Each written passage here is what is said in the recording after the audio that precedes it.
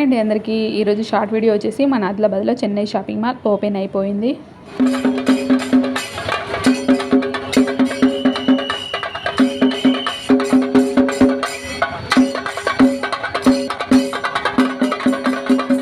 Welcome attraction అయితే చాలా అంటే చాలా బాగుంది. ప్రతి ఒక్కరు పిల్లలు కానీ పెద్దలు కానీ చాలా అట్రాక్ట్ అవుతున్నారు. మేమైతే షాపింగ్ మాల్ ఓపెన్ అయిన సెకండ్ డేకి అయితే వెళ్ళాము, అంటే సండే రోజు వెళ్ళాము.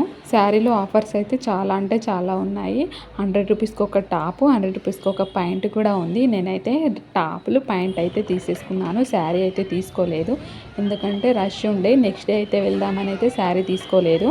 మా పాపకైతే ఫ్రాక్ అయితే తీసేసుకున్నాము.